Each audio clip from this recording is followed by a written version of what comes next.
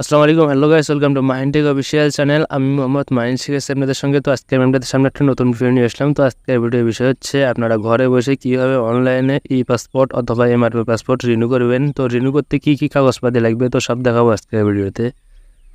চলুন ভিডিও শুরু করা যাক। চ্যানেলের নতুন দর্শক হয়ে থাকলে অবশ্যই চ্যানেলটি সাবস্ক্রাইব করে পাশে থাকবেন।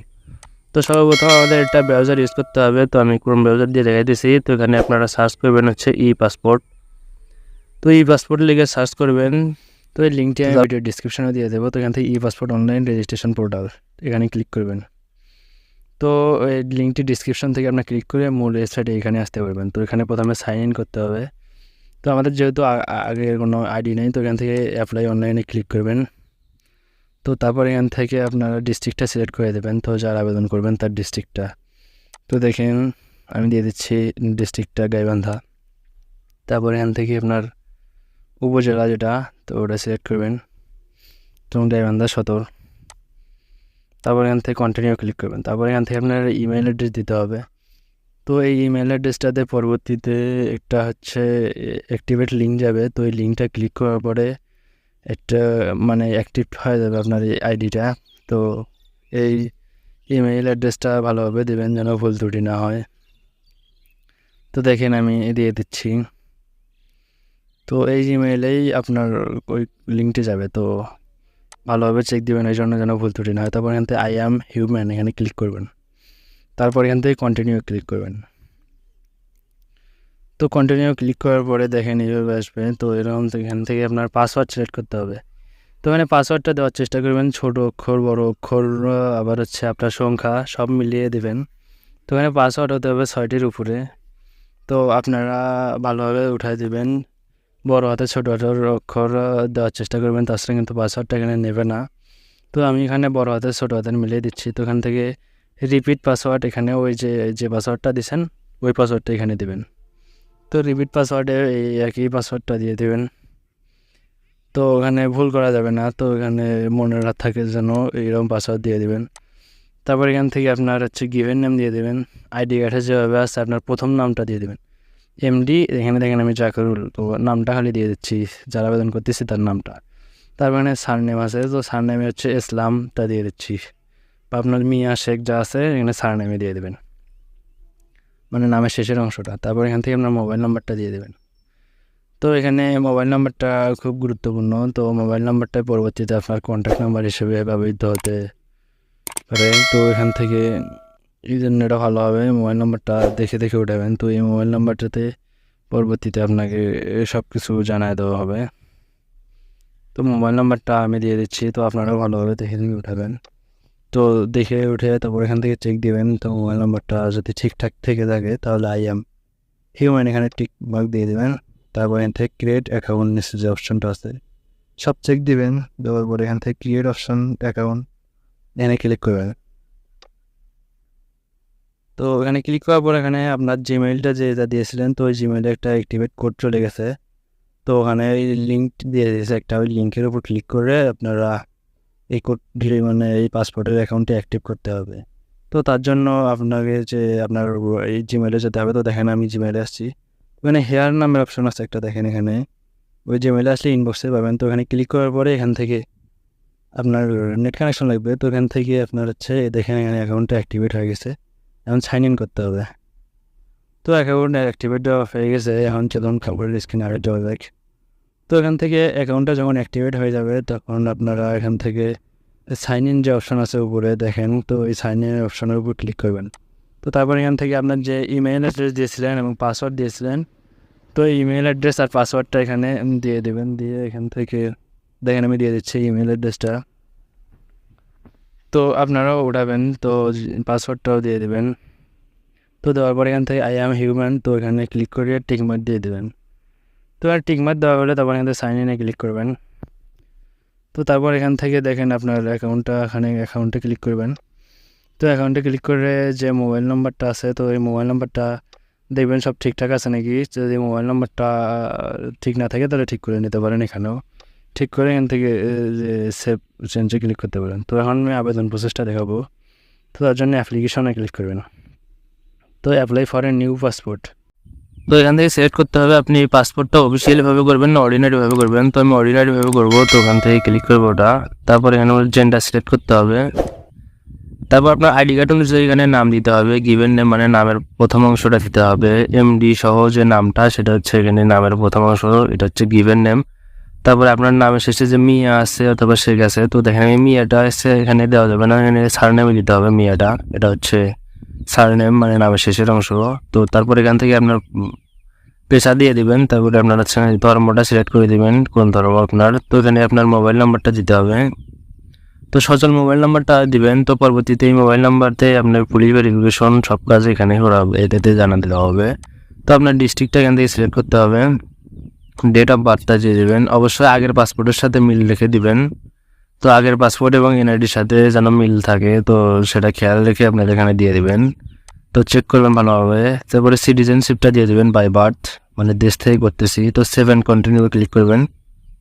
তো আবার এখানে ডিস্ট্রিক্ট সিলেক্ট করতে হবে অ্যাড্রেসে। তো ডিস্ট্রিক্ট সিলেক্ট করার পর আপনার হচ্ছে ভিলেজ মানে আপনার গ্রামের নামটা দিতে হবে। তো আপনার আগে যে পাসপোর্টে দিয়েছেন এবং হচ্ছে এনআইডি কার্ডের সাথে মিল রেখে দিয়ে দেবেন এখানে আপনার যে ভিলেজ রয়েছে গ্রামটা। তো আপনার হচ্ছে ওয়ার্ড নাম্বার দিতে হবে, আপনার কয় নাম্বার ওয়ার্ড, আপনার ইউনিয়নের ওয়ার্ড নাম্বার কত সেটা এখানে দিয়ে দিবেন। তো আপনার পোস্ট অফিসটা এখানে সিলেক্ট করে দেবেন। তো পোস্ট অফিসটা আপনার এখানে সার্চ করলে পাইবেন, অথবা আপনাদের পোস্ট কোড দিয়ে এখানে সার্চ করতে পারবেন। তো দেখেন আমি দিয়ে দিতেছি আমারটা। তো তারপর এখান থেকে আপনার পুলিশ স্টেশনটা দিয়ে দেবেন, যে থানা যে জায়গায় আপনার যে পুলিশ স্টেশন রয়েছে, তো সেটা সিলেক্ট করতে হবে এখানে। তো এখানে আপনার যদি দুইটা ঠিকানায় যদি একই হয় তাহলে এখানে টিকমার্ক দিয়ে দেবেন। তো তারপরে 7 কন্টিনিউ এর উপর ক্লিক করবেন। তো এখানে হচ্ছে মূল বিষয় আপনার হচ্ছে কোন পাসপোর্ট থেকে আপনারা রিনিউ করবেন। তো এমআরবি পাসপোর্ট থেকে রিনিউ করার একটা অপশন রয়েছে, ই পাসপোর্ট থেকে রিনিউ করার জন্য আরেকটা অপশন রয়েছে। তো এখানে দুইটা অপশন পাবেন আপনারা। আপনাদের যদি আগের পাসপোর্টটা ই পাসপোর্ট হয় তাহলে মাঝখানের অপশনটা সিলেক্ট করবেন, আর আপনার পাসপোর্ট যদি হচ্ছে এমআরবি পাসপোর্ট থেকে আপনি রিনিউ করেন তাহলে হচ্ছে প্রথম যে রয়েছে এই যে অপশনটা দেখেন এটা মার্ক করে দেখাতেছি। তো এটা হচ্ছে এমআরবি পাসপোর্ট থেকে যদি রিনিউ করেন তাহলে ওটা দিবেন, আর ই পাসপোর্ট থেকে রিনিউ করলে মাঝখানেরটা দিবেন। তো আমারটা যেহেতু ই পাসপোর্ট, তো আমি ই পাসপোর্ট থেকে রিনিউ করে দেখাবো, তো এটা দেখাইতেছি আমি মাঝখানেরটা সিলেক্ট করবো। তো তারপর এখানে থেকে এক্সপায়ার দিয়ে দিবেন, যেহেতু আমার মেয়াদ শেষ হয়ে গেছে। তো এখানে প্রিভিয়াস পাসপোর্ট নাম্বার মানে আগের যে পাসপোর্ট নাম্বার রয়েছে সেই নাম্বারটা এখানে দিতে হবে। তো দেখেন আমি দিয়ে দিতেছি, তো আপনারা ভালোভাবে দিয়ে দেবেন। তো এখানে ভুল ত্রুটি করবেন না, অবশ্যই ভালোভাবে দেখে দেখে পাসপোর্ট দেখে উঠাবেন। তো চেক করবেন বারবার যেন ভুল ত্রুটি না হয়। তো তারপর এখানে পাসপোর্ট ইস্যুড ডেট, তো আগের পাসপোর্টে আপনারা দেখতে পারবেন যেখানে ইস্যুড ডেট দেওয়া আছে, তো আপনারা এখানে ইস্যুড ডেটটা এখানে পাসপোর্ট দেখে দিয়ে দেবেন। তো ইস্যুড ডেট এবং হচ্ছে আপনাদের এক্সপায়ার ডেট এটা আপনারা পাসপোর্টে পেয়ে যাবেন, তো ওখান থেকে আপনারা এখানে দিয়ে দেবেন। তো আমি এক্সপায়ার ডেটটা দিয়ে দিচ্ছি, মানে মেয়াদ উত্তীর্ণের তারিখ আর হচ্ছে যে দিনে হচ্ছে আপনারা ইস্যু করছেন তো সেই ডেট এখানে। তো এটা দেখেন আই হ্যাভ, তো আপনারা যদি অন্য কান্ট্রির যদি পাসপোর্ট থাকে তাহলে ইয়েস দেবেন, না হলে নো দিয়ে দেবেন। তো আমার যেহেতু নাই তো অন্য পাসপোর্ট মানে অন্য দেশের যদি পাসপোর্ট করেন সেক্ষেত্রে মানে ইয়ে দিতে হবে। তারপরে এখানে আপনার এনআইডি কার্ডটা দিয়ে দেবেন। তো এখানে এনআইডি কার্ডটা স্মার্ট কার্ডের নম্বর দিয়ে দেবেন, তো স্মার্ট কার্ডের নম্বরটা এখানে দিতে হবে। তো অ্যানালগ কার্ডের নাম্বার দিবেন না, অবশ্যই স্মার্ট কার্ডের নাম্বার দিয়ে দিবেন। তো চেক করবেন, তো এনআইডি কার্ডের সাথে মিল লাগিয়ে দিয়ে দেবেন, ভুল ত্রুটি করবেন না এখানে। তো তারপরে 7 কন্টিনিউ এর উপর ক্লিক করবেন। তো তারপরে এখান থেকে আপনাদের হচ্ছে ফাদার ইনফরমেশন দিতে হবে। তো এখানে পিতার নাম আপনার হচ্ছে এনআইডি কার্ডের সাথে এবং আগের পাসপোর্টের সাথে, আমি আবারও বলি আগের পাসপোর্টের সাথে মিল রেখে দিবেন, না হলে কিন্তু ঝামেলা হবে। তো এখানে সেটা আপনারা দেখে দেবেন। তারপরে আপনার পিতার হচ্ছে পেশা দিতে হবে এখানে, তো আমি এখানে ফার্মার দিয়ে দিচ্ছি। তো তারপরে হচ্ছে এখান থেকে ন্যাশনালিটি দিতে হবে বাংলাদেশি। তো মাদার্স ইনফরমেশন এখানে একইভাবে দিতে হবে, মায়ের নাম দিতে হবে এনআইডি কার্ড এবং পাসপোর্টের সাথে মিল রেখে। তো এখানে আমি মায়ের নামটা দিয়ে দিচ্ছি। তো আপনারাও আপনাদের হচ্ছে পাসপোর্টে যেভাবে আছে এবং এনআইডি কার্ডের সাথে মিল রেখে আপনাদের হচ্ছে মানে মূলত আগের পাসপোর্টের সাথে মিল রেখে দিতে হবে। তো এখানে মায়ের হচ্ছে আপনাদের পেশাটা দিতে হবে। তো এখানে হাউস ওয়াইফ, তো গৃহিণী সেটা দিয়ে দিচ্ছি আমি। তো আপনারা দিয়ে দেবেন আপনাদের মায়ের যে পেশা রয়েছে সেটা দিয়ে দেবেন। তো ন্যাশনালিটি দিয়ে দেবেন অবশ্যই বাংলাদেশি। তো দেখেন আমি দিয়ে দিচ্ছি। তো তারপর এখান থেকে নিচে 7 কন্টিনিউ ক্লিক করবেন। তো মেরিটাল স্ট্যাটাস সিলেক্ট করতে হবে, এখানে মেরিট হলে মেরিট দিবেন, সিঙ্গেল হলে সিঙ্গেল দিবেন। তো মেরিট হলে অবশ্যই ওয়াইফের নাম দিতে হবে এখানে। তো ওয়াইফের নামটা আপনাদের হচ্ছে ওয়াইফের এনআইডি কার্ড অনুযায়ী দিয়ে দেবেন, ওয়াইফের এনআইডি কার্ডের সাথে মিল রেখে দিয়ে দেবেন। তো এখানে দেওয়া আছে অ্যাজ পার এনআইডি দেখেন। তারপর হচ্ছে চেক দিবেন ভালো মতো। তারপরে ওয়াইফের পেশাটা সিলেক্ট করবেন, তো ওয়াইফের যে পেশা রয়েছে আপনাদের সেটা সিলেক্ট করবেন। তো এখানে হাউস ওয়াইফ দিয়ে দিচ্ছি। তো এখান থেকে আপনার ওয়াইফের ন্যাশনালিটি সিলেক্ট করবেন। তো আপনাদের ওয়াইফ যদি এনআইডি কার্ড থেকে থাকে তাহলে দিবেন, না হলে 7 কন্টিনিউ ক্লিক করবেন। তো এখানে এমার্জেন্সি কন্ট্যাক্টে নাম দিতে হবে। তো এখানে আপনার যে কাউকে দিতে হবে এখানে এমার্জেন্সি কন্ট্যাক্টে। তো আপনার পরিবর্তে আপনাকে কার সঙ্গে যোগাযোগ করবে, তো সেক্ষেত্রে এখানে এসপো ইউজ আছে অপশন, তো এখানে ওয়াইফে রয়েছে। তো এখানে আপনারা চাইলে চেঞ্জ করতে পারবেন। তো এখানে আগের পাসপোর্টে যে এমার্জেন্সি কন্ট্যাক্ট ছিল, তো সেই লোক যদি না থাকে বা মারা যায় থাকে তাহলে এখান থেকে আপনারা চেঞ্জ করতে পারবেন, এখানে কোনো সমস্যা নাই। তো এখানে চাইলে আপনাদের সিস্টার দিতে পারবেন, আপনার ভাই বোন অথবা আপনার ওয়াইফ, তো যে কোনো একজনকে দিতে পারবেন। তো আমি ওয়াইফকেই দিয়ে দিচ্ছি। তো ওয়াইফের আবার ডিস্ট্রিক্ট সিলেক্ট করতে হবে, এখানে ভিলেজ দিতে হবে, ওয়াইফের গায়ের নাম দিতে হবে। তো অবশ্যই এনআইডি কার্ড অনুযায়ী হতে হবে, ওয়াইফের এনআইডি কার্ডের সাথে মিল রেখে দিয়ে দেবেন। তো এখানে ওয়াইফের ওয়ার্ড নাম্বার দিতে হবে। তো ইউনিয়নের কয় নম্বর ওয়ার্ডের বাসিন্দা, তো সেটা এখানে দিতে হবে। তারপর এখানে পোস্ট অফিস সিলেক্ট করে দিতে হবে, ওয়াইফের পোস্ট অফিস। তো তারপরে এখানে ওয়াইফের পুলিশ স্টেশন সিলেক্ট করবেন। তো দেখেন আমি সিলেক্ট করতেছি, তো আপনারাও করবেন। তো এখানে ইমেল অপশনাল। তো এখানে কন্ট্যাক্ট নাম্বারটা অবশ্যই ভালোভাবে চেক দিয়ে দিবেন, ওয়াইফের মোবাইল নাম্বার। তো এই মোবাইল নাম্বারটা আপনার হচ্ছে পাসপোর্টে থাকবে, পাসপোর্টের উপরে আপনার ইমার্জেন্সি কন্ট্যাক্ট এটা থাকবে। তারপরে 7 কন্টিনিউ ক্লিক করবেন। তো এখান থেকে সিলেক্ট করতে হবে আপনার কয় বছরের পাসপোর্ট করবেন। তো আমি 10 বছরের করতেছি, তো 7 কন্টিনিউ ক্লিক করবেন। তারপর এখানে রেগুলার না এক্সপার্ট করবেন, মানে এক্সপ্রেস ডেলিভারি। তো আমি রেগুলার করব, তো 7 কন্টিনিউ ক্লিক করবো। তো এতক্ষণ যা পূরণ করলাম সব এখানে দেখাবে। তো আপনারা A to Z চেক দিবেন, ভুল ত্রুটি হলে যে ডান পাশে যে এডিট অপশন আছে, এডিট অপশন থেকে আপনারা চাইলে ঠিক করতে পারবেন। তো A to Z ভালো মতো চেক করবেন যে কোথাও কোনো ভুল ত্রুটি হয়েছে কি না। তো পাসপোর্ট নাম্বার, ইস্যুড ডেট, তো সব আপনারা পাসপোর্ট এবং এনআইডি কার্ড দেখে দেখে মিলাবেন। তো এখানে সাবমিট হয়ে গেলে কিন্তু পরবর্তীতে আর সংশোধন করা যাবে না। তো তাই আপনারা ভালোভাবে চেক দিবেন, ওয়াইফের মোবাইল নাম্বার যা যা তখন পূরণ করলেন সব চেক দিবেন। তো দেখেন আমি চেক দিলাম। তো আপনারা ভালো মতো চেক দিবেন, এখানে কিন্তু ভুল ত্রুটি হলে পরবর্তীতে সংশোধন করতে ঝামেলা হবে। তো সেই জন্য বলতেছি, তো আপনারা ভালোভাবে চেক দিবেন। তো চেক দেওয়া আমার প্রায় দেখতেছি আমি। তো আপনারা চেক দিবেন, দেওয়া হলে এখানে টিক মার্ক দিয়ে দেবেন। তারপরে হচ্ছে confirm and proceed to payment, তো এই অপশনটার উপর ক্লিক করতে হবে। তো দেখেন আমি করতেছি, confirm and proceed to payment করলে তো এখান থেকে দেখেন আপনাদের হচ্ছে সামারি দেখাবে, তো অর্ডিনারি, তো এতক্ষণ যা পূরণ করলাম। তো তারপর এখানে কিউআর কোড দেবে একটা, তো এখানে দেখতে পারবেন আপনারা। তো এখানে নিচের দিকে এখানে পেমেন্ট মেথড সেট করতে হবে, আপনারা কোন মাধ্যমে পেমেন্ট করবেন। তো অনলাইনও করতে পারবেন অথবা অফলাইনও করতে পারবেন। তো আমি অফলাইন দিয়ে দেখাইতেছি, অফলাইনে কীভাবে আপনারা পেমেন্ট করবেন। তো দেখেন এখানে কি কি কাগজপাতি লাগবে, তো সব এখানে আছে। তো এখানে অফলাইন সেট করলে এখানে প্রিন্ট সামারিটা প্রিন্ট করে নেবেন আপনাদের, তো এটা লাগবে এখানে দেওয়ার জন্য। তারপরে ডাউনলোড অ্যাপ্লিকেশন ফর প্রিন্টিং, তো এখান থেকে আপনার হচ্ছে পাসপোর্টের যে ফর্মটা পূরণ করলাম, তো ওই ফর্মটা ডাউনলোড করতে হবে। তো ডাউনলোড করে আপনারা প্রিন্ট করে নেবেন। তো দেখেন এটা হচ্ছে অ্যাপ্লিকেশন ফর্মটা। তো এখান থেকে দেখেন আমি সেট করতেছি, তো এটা প্রিন্ট দিয়ে নেবেন। তো আমি প্রিন্ট দিয়ে নিচ্ছি ফার্স্টে। তো আপনারা এটা প্রিন্ট দিয়ে নেবেন, প্রিন্ট সামারি এবং হচ্ছে এটা মূল অ্যাপ্লিকেশন ফর্মটা। তো এখান থেকে এখন ব্যাক করি। তো দেখেন ব্যাক করতেছি। তো এখানে হচ্ছে এখানে কি কি কাগজপাতি লাগবে, তো এখানেই দেওয়া আছে, তো এখানে আপনি দেখতে পারবেন। তো প্রিন্টেড অ্যাপ্লিকেশন সামারি এটা দেখলাম, এনআইডি কার্ড অথবা বার্থ রেজিস্ট্রেশন, তারপরে চালানের স্লিপ, তারপরে প্রিভিয়াস পাসপোর্ট, যদি আগের পাসপোর্টের কপি এখানে দিতে হবে অবশ্যই। তো কোনো চাকরি করলে সেই কাগজপাতি, তো এডিশনাল ডকুমেন্ট ফর অ্যাপ্লিকেশনের উপর ভিত্তি করে যে কাগজপাতিগুলো রয়েছে সেখানে এখানে দিতে হবে। তো এখানে অবশ্যই পাসপোর্টের কপিটা এখানে দিতে হবে অবশ্যই। তো আগের পাসপোর্টটাও সঙ্গে নিয়ে যাবেন আপনারা। যখন পাসপোর্টের আবেদন করে আপনারা ফিঙ্গার দিতে যাবেন তখন আগের পাসপোর্টটা অবশ্যই নিয়ে যাবেন, কিন্তু তাছাড়া কিন্তু এখানে ফিঙ্গার দিতে দিবে না। তো এখানে আবেদন প্রসেসটা এখানে শেষ। তো এখানে এখন দেখাবো আপনারা কীভাবে পেমেন্ট করবেন। তো তার জন্য এখানে আবার সার্চ করবেন চালান।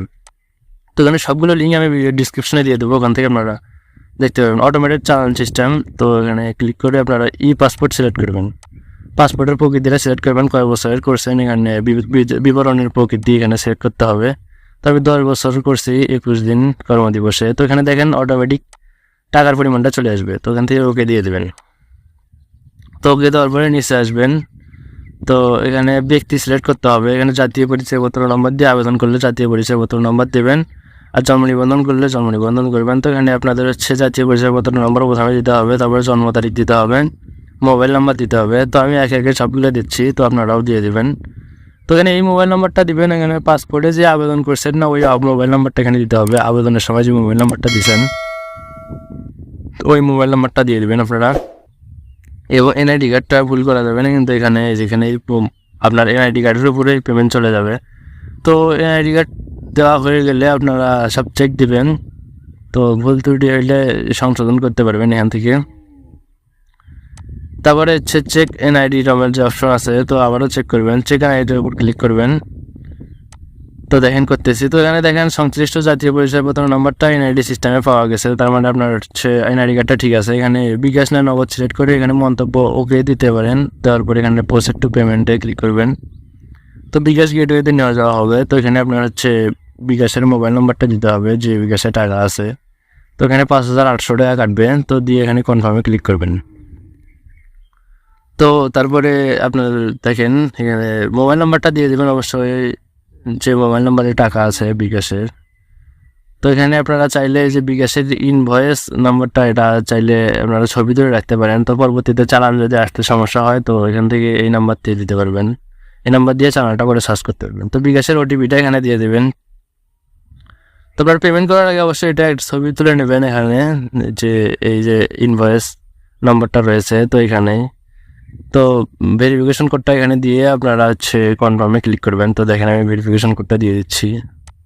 কনফার্মে ক্লিক করার পরে আপনার হচ্ছে বিকাশের পিন নাম্বার দিতে হবে। তো বিকাশের পিন নাম্বার দেবেন, দেওয়ার পরে কনফার্মে ক্লিক করবেন। তারপর এখানে 5 সেকেন্ড ওয়েট করতে হবে আপনাদের, হচ্ছে চালানটা রেডি হচ্ছে। তো চালানটা রেডি হলে এখানে চালানটা দিয়ে দেবে। তো দেখেন আমার চ্যানেলটা দিচ্ছে, এখানে লোড হচ্ছে। তো দেখেন এখানে আমার চ্যানেলটা দিয়ে দিচ্ছে। তো এখান থেকে আপনারা চ্যানেলটা চাইলে ডাউনলোড করে রাখবেন, অবশ্যই ডাউনলোড করে আপনারা প্রিং করবেন। তো প্রিং করার পরে এই চ্যানেলটা নিয়ে আপনাদের যে কাগজপাতিগুলো বললাম, ওই কাগজপাতিগুলো নিয়ে আপনারা হচ্ছে পাসপোর্ট অফিসে চলে যাবেন। তো দেখেন আমি এটা প্রিন্ট দিয়ে দিচ্ছি। তো আপনারা প্রিন্ট দিবেন, অবশ্যই কালার প্রিন্ট দিবেন সবগুলোয়। তো চ্যানেলটা অবশ্যই কালার প্রিন্ট দিবেন। তো মূলত এইভাবে আপনারা কাজগুলো যেগুলো দেখালাম, এইভাবে আপনারা করলে আপনারা খুব সহজেই এই পাসপোর্ট রিনিউ করতে পারবেন, অথবা এমআরপি পাসপোর্ট। তো সবগুলোর নিয়ম একই। তো আমি তো দেখাইলাম এতক্ষণ। তো ভিডিও যদি আপনার কাছে খুব গুরুত্বপূর্ণ মনে হয়ে থাকে, যদি ভালো লেগে থাকে, অবশ্যই চ্যানেলটি সাবস্ক্রাইব করবেন এবং 500 টাকা বেল বাটনটি প্রেস করে দেবেন। তো দেখা হবে নতুন কোনো ভিডিওতে। সেই পর্যন্ত সকালে ভালো থাকবেন, সুস্থ থাকবেন। আল্লাহ হাফেজ।